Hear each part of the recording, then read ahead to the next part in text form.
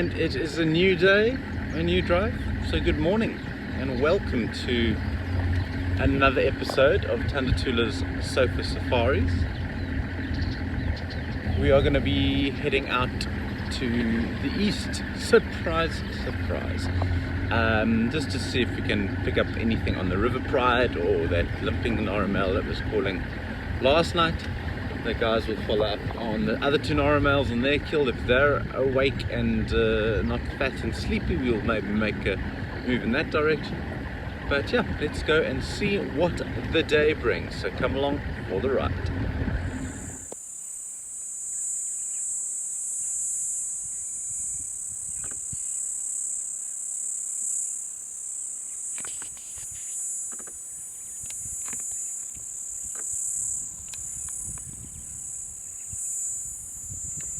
It's very unusual to see two babies on one mom. I highly doubt they're twins.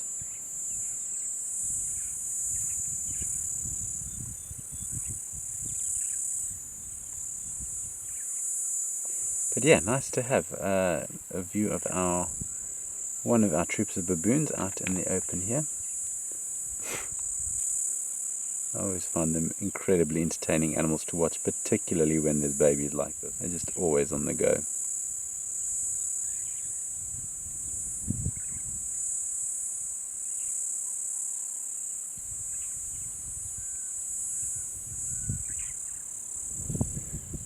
Although they're not seasonal breeders, it does tend to be look at that. It does tend to be a higher number of babies, of baboons being born now in the summer months.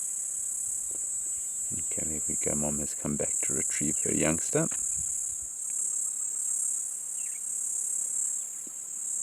Although this baby now seems to be being passed around from one baboon to another.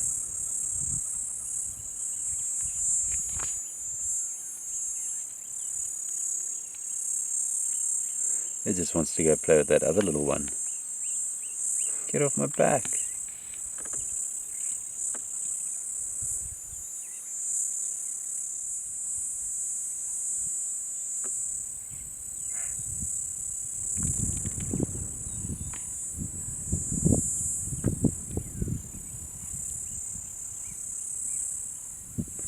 Very young.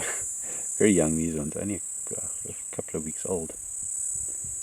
You can still see not very balanced. They're very young like this. You'll see them just hanging on the underside of mom when mom moves. As they get older, from maybe about 5-6 weeks old, they'll often move their position to riding on mom's back.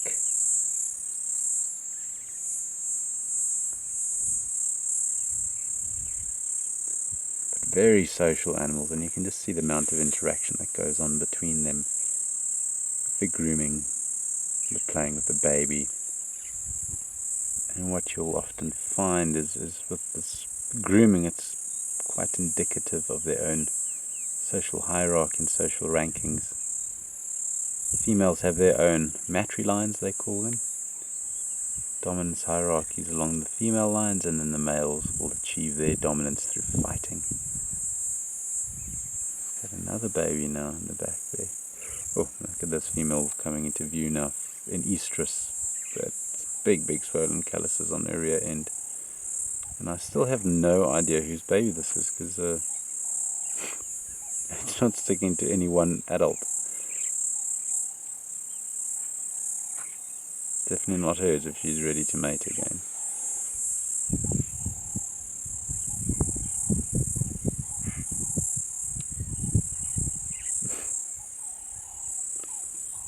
A couple of episodes ago, when I was doing flowers, I said I was looking for an orange flower that I never found. I have now found it. Here we have a rather attractive plant called a ruby nydia. It's called Nydia rubescens, the ruby nydia. And these ones are just starting to grow there, and a few of them have got their orange and yellow flowers. But once they do grow, they are quite a beautiful species. I've seen a purple one before, growing on rocky outcrops, but these guys are relatively common flower this time of year. While I was filming that flower, you could hear a leopard, probably Timbela calling there, and a limping Noramel calling there. We're going to go have a look, see if either of these kitty cats show themselves. I just stopped and heard that leopard again. It sounded a lot closer than the first time. Oh, slender mongoose, but not terribly far from where I am. So I think, bumpity bump, we're going to go try for the leopard first. We have a mother impala here. A little bit in the thickets. Her baby just behind on the left. Has not yet joined the herd, and this is very typical of newborn babies. Moms will go give birth in isolation and then keep the baby hidden for almost a week until they are taken to join the herd. This means that little youngster has to sit on its own and wait for mom. Mom will come a couple of times a day to give it milk, but very, very vulnerable when it is left alone. However, less vulnerable than it would be if it were with the herd, because as a very young, few days old lamb, it hasn't got the speed, hasn't got the awareness, hasn't got the stamina to get away from predators. Look, that being said, when it's suddenly a few days old, 5-6 days old, and joins the herd, those things haven't magically appeared, but it's given it a few days start, rather than having this exceptionally vulnerable creature that would be much more easily found because of the presence of the other herd members around it. Leave that little baby on its own and it can quite easily be overlooked by predators. Just remember that these babies, when they're born, they haven't got a scent. So predators that rely on scent are not going to pick it up. If it sits still, unlikely to get seen, or less likely to get seen. However, if it does decide to move, or a lion or leopard stumbles straight upon it, that's the end of it.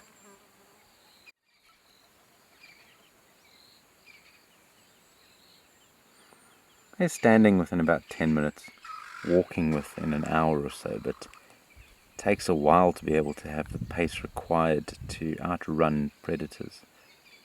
And these little guys are fast, but they haven't got the stamina. Wild dogs make good use of that. Fortunately though, you have a lot of these babies born in a very short window. So this individual's chances of surviving are better because it is surrounded by so many babies. This is the big benefit of this synchronized birthing process that these impalas have. Remember in April, May we spoke about the rutting and how the male's behavior brings the females into estrus, which ensures the synchronization of the birth. And then around this time, from mid-November to mid-December is when the babies are born. You don't want to be that baby that we get all excited about being born like 10th to 15th of November, because then you're the first, you're the easiest target, you're the only target, so the predators will go for you. And you don't want to be the late arrivals coming towards the end of December, early January even, because then you've given those other babies a month head start, so you will be the weaker one. I always say with impalas, you want to be average, you want to be in the middle of that bell curve, and it just increases your chances of survival. But as many of these impalas that are going to get eaten over the next few months, there are just so many that the predators can eat their fill, and they're still barely going to put a dent into the total population of all of these baby impalas. I just always feel bad talking about them as being food.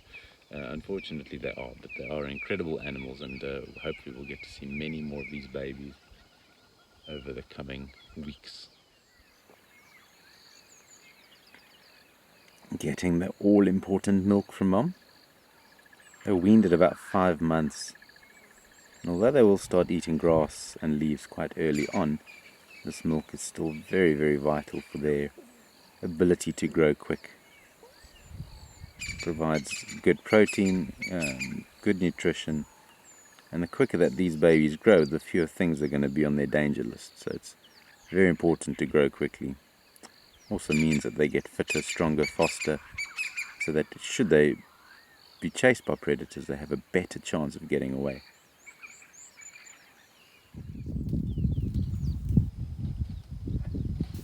It's been a little quiet this morning, to say the least. This is the first big animal we've had. A nice elephant bull who's munching on this knobthorn.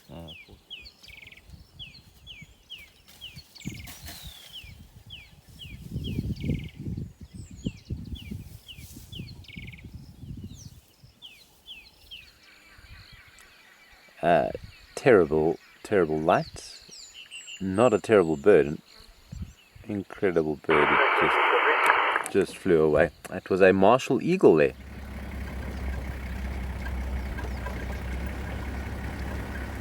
Hello, Lady Giraffe.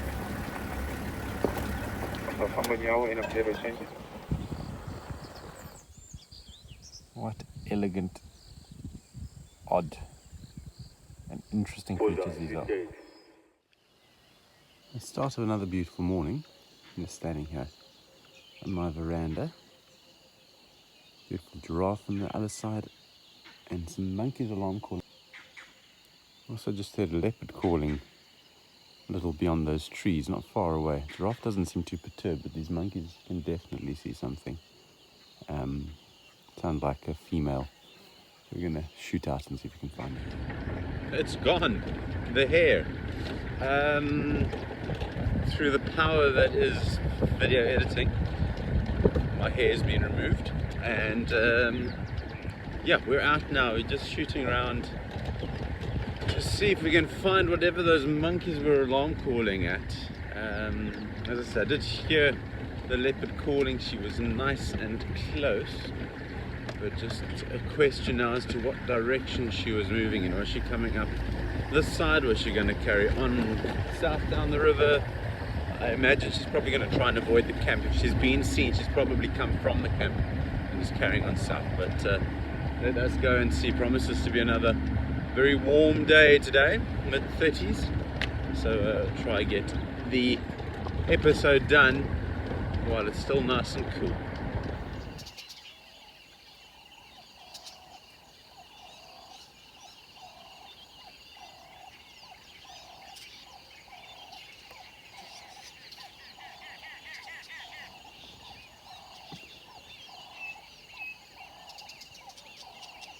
Sometimes it's just nice to turn off and listen to this dawn chorus.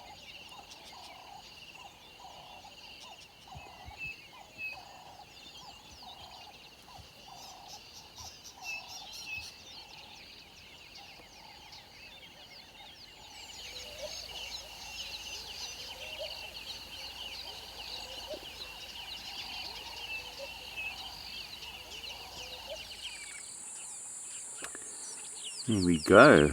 I made the mistake yesterday morning of deleting everything while trying to film one of these. And here it is, a European rollers. We're so used to seeing our beautiful lilac-breasted ones, which are very similar in appearance, a bit smaller, but strangely have a lilac breast and head, and do exactly the same thing. They fly away every time we want to stop and talk about them.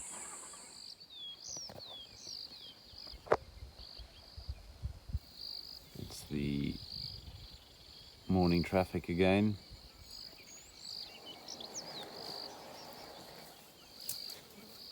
Small herd of ellies here, dwarfed by a beautiful marula tree in the background.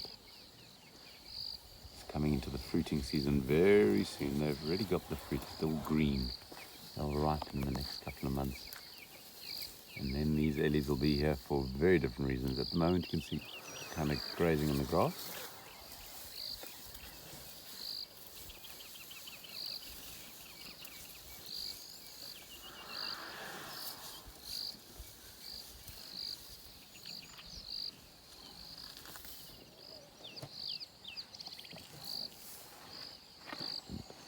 I can hear, sounds like hyenas and wild dogs fighting. Or at least hyenas fighting, but the same sound they make when they're getting bitten on the butt by wild dogs. So I'm going to go and check.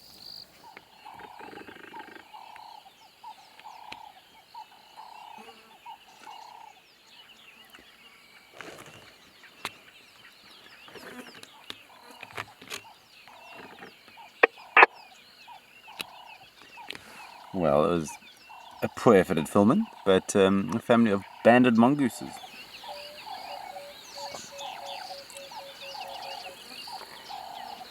busily digging away in the ground here. They're looking for grubs and insects in the soil. I'll dig up spiders and scorpions. What did he get there?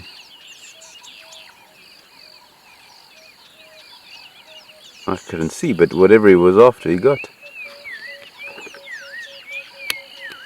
And gone. Definitely better second time round. And there we go, close as we get to a meerkat here. Relatively close relatives to the meerkats. Also very social and have that habit of standing up like that to get a better view, especially now in summer when the grass is so long.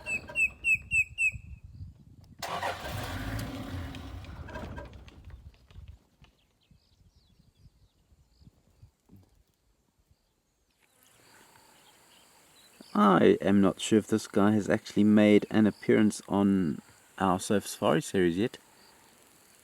In my view, the most attractive vulture we have here, called a white-headed vulture.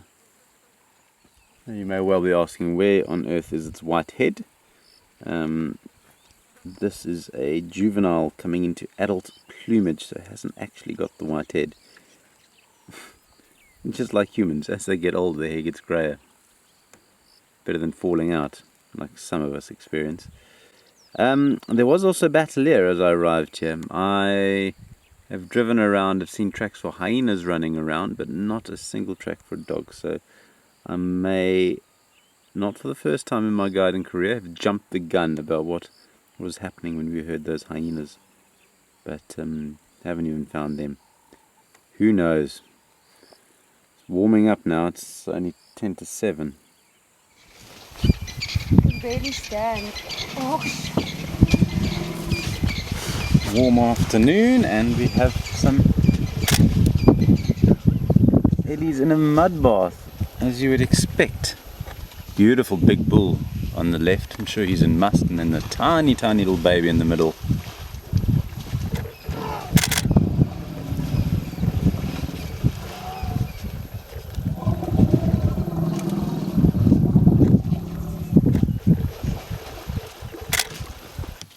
That one's having a ball, isn't he?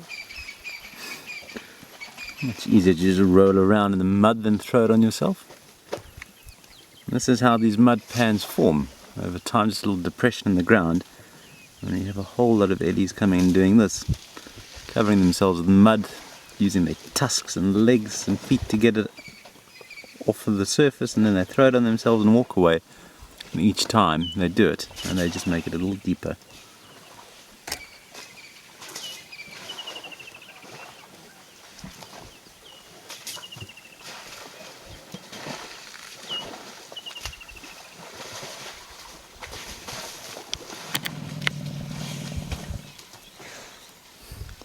Incoming. Here we go.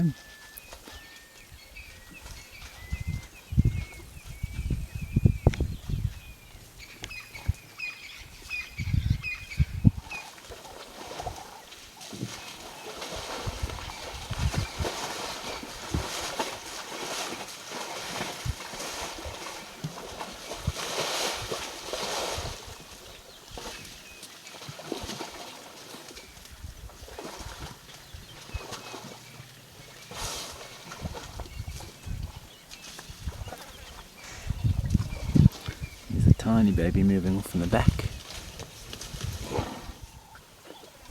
It's a baby.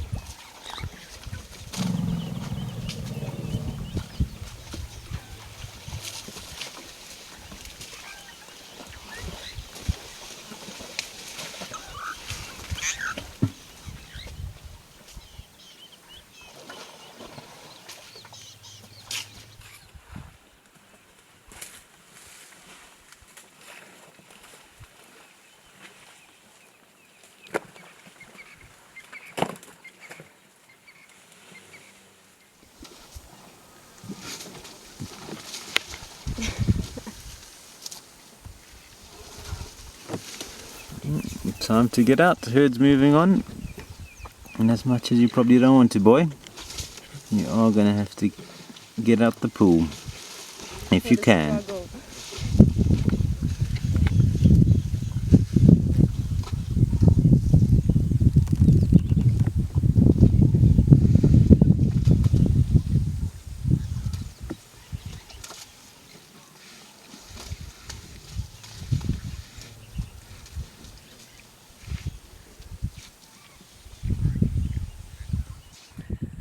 It's amazing these communications that they make while wallowing and having fun. Going to draw the others in. There's a whole herd coming in from the east now, no doubt having been drawn by the excited bellows of the herd in the mud.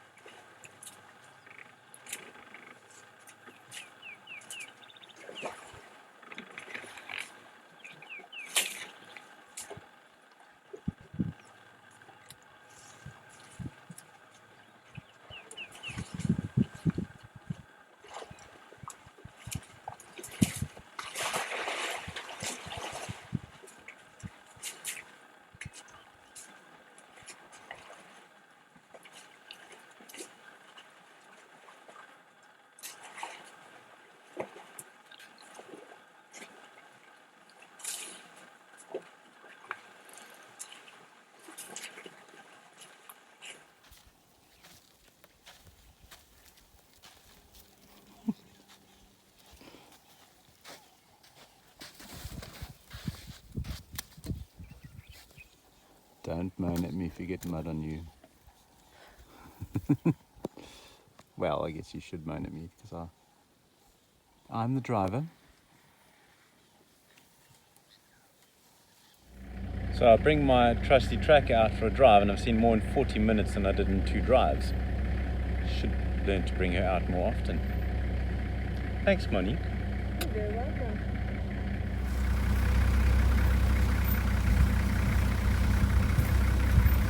Here comes the baby.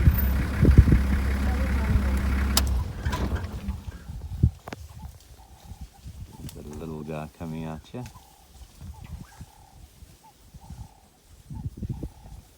It's a couple of months old, that guy, very small.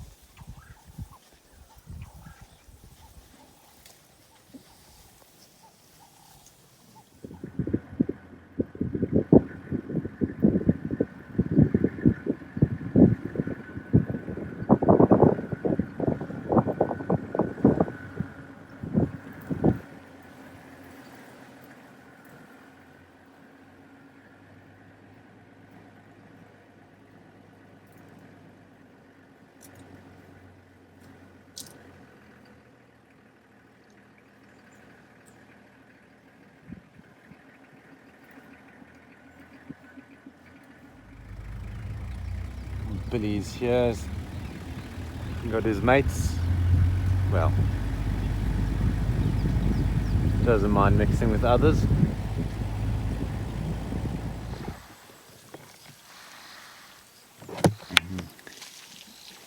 Elephant afternoon. Come a little bit further south now.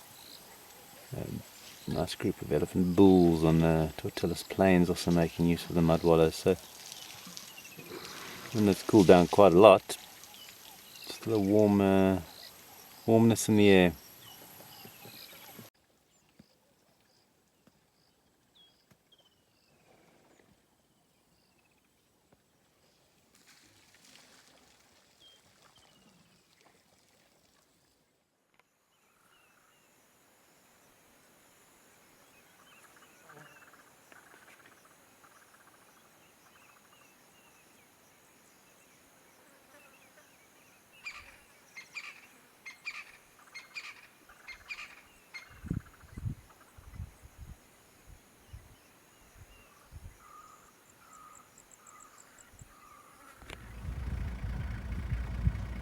Still haven't seen any baby zebras yet either.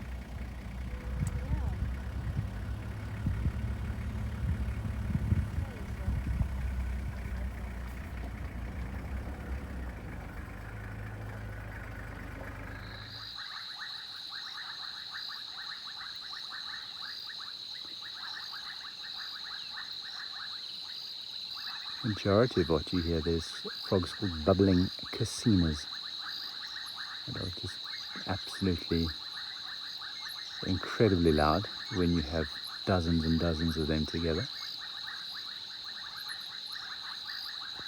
and drowning out the sound of the nearby woodland kingfishers.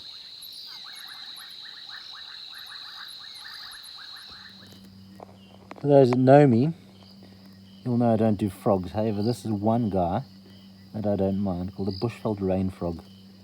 A fat little guy. Doesn't jump, just waddles around. And he's here with the termites that are gathering around. There's one there.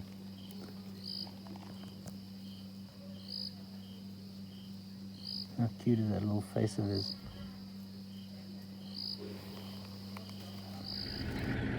I'm approaching the riverbed crossing where this dead giraffe is. Sadly, not seeing any tracks for lions coming in, so my assumption is that there's only going to be hyenas on it.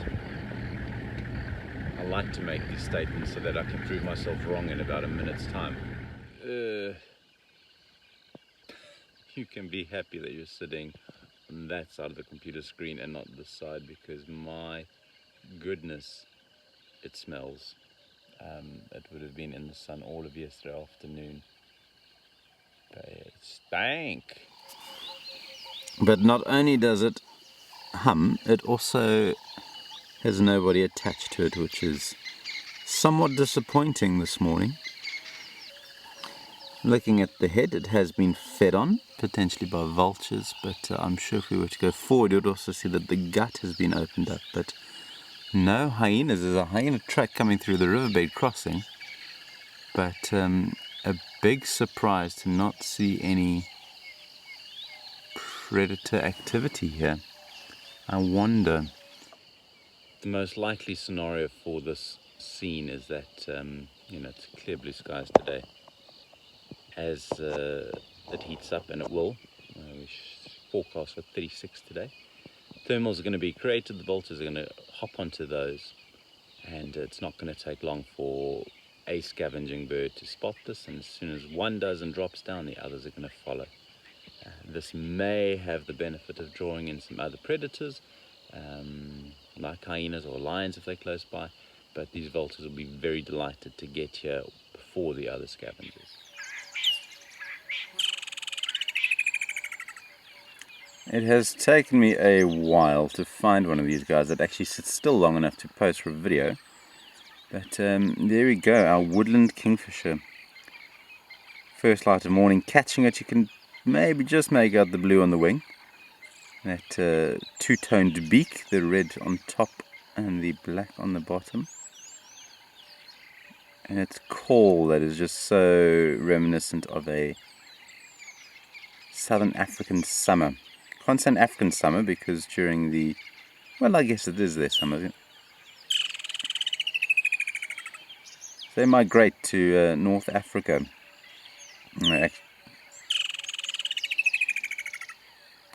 Chatting to a friend on the weekend who was talking about an ornithologist who had two in his garden, and he put tracking devices on them, and how the male and female went to different countries in North Africa. One went to modern day DRC and the other to Sudan, and then for 3 years in a row they kept reuniting back in his garden despite the thousands of kilometers traveled to different parts of North Africa. There we go.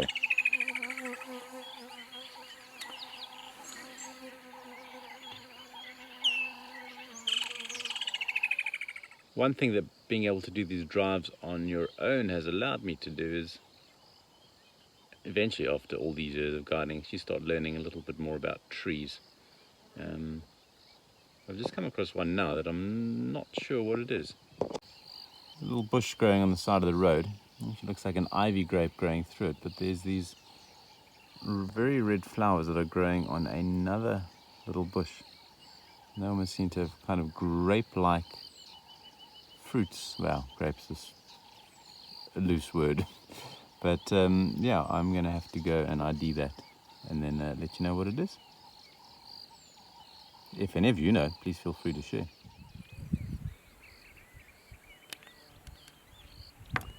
I don't know if this is the same herd, we've been keeping an eye on the last couple of days. But they are now babies. You can see even between the two in shot at the moment. One on the right's quite a bit bigger, a few days older than the one on the left, and there's one other that's moved away that was tiny. See if I can get a view of it. There we go, that thing's still wet. That was born this morning. So small when they come out, but incredibly adept at getting on their feet and moving. Standing within 2 to 5 minutes, walking within 10, and then moving with the herd within an hour. In a place like this, the herd's not going to move too far, but in the open areas of the Serengeti, Masai Mara, and East Africa, where the species are typically migratory, they have to be good to go. Not that they're migrating during the calving season. February in East Africa, when these babies are born, the herds do become a bit sedentary on the Serengeti plains before they resume their mobile life. But here in the western part of the Greater Kruger, they are sedentary all the time. But it hasn't changed the ability of these babies to get up and on their feet straight away. Yeah, so there is the mom with the newborn. So that one would have likely come out this morning. Still very wet, some dried fluids on the coat, so not like 10-15 minutes old, but probably an hour or two old. Welcome to the world, little guy, and good luck.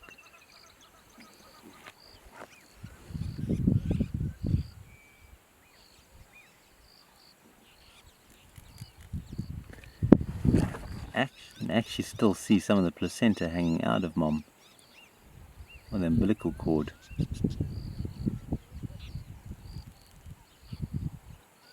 So that just gives you an idea of how fresh and young this guy is. Again, you can see the difference that just a few days makes in terms of the size between the newborn at the back and these ones that are a bit older. So I don't know if it's the same group or a different herd that's moved into the area, but I have been keeping an eye on a herd out the side. Filmed the pregnant ones a couple of days ago, but nothing was visible then. So it might be a different herd that's just come in. But very, very special to see something that newborn. Still means I haven't actually seen a birth in the wild, but you know, a couple of hours away, I'll take it. That's still very, very special. It is warming up now. It's just on 7. I'm going to just swing through the open areas, see if there's any sign of the lions. Otherwise, we're going to head back to that giraffe before calling it a morning.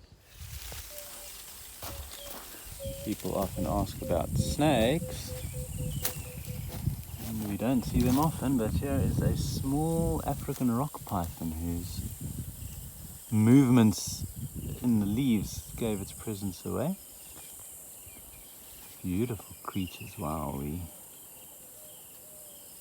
don't often see them with that serpentine motion. They normally have much slower rectilinear movement, but and yeah, probably about as comfortable with my presence as most people are with their presence. Hence it's moved off into the thicket and out of view, but very cool. African rock python. As I'm driving towards the giraffe, there's already some vultures circling, so it won't take long for them to spot it. Elephant bulls coming to enjoy this marula tree. As long as they just rip branches off and don't push the thing down, I'll be happy.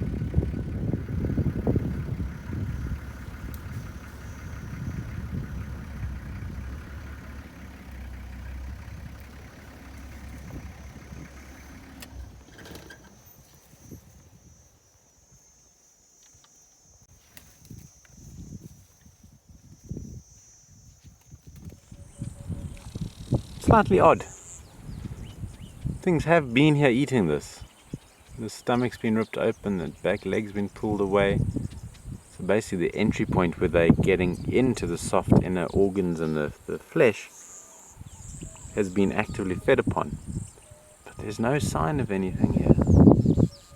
But that's going to bring us to the close of the morning drive and also the close of this episode. So full of babies, some lovely elephants, mud wallow yesterday. The wildebeest is very special this morning. Some nice summer migratory birds that have arrived. But yeah, I do hope that you have enjoyed another episode of our Tula sofa safari, and be sure to keep a lookout on this YouTube channel because there will be more content coming your way very soon. Until next time, take care and have a wonderful festive season. Cheers.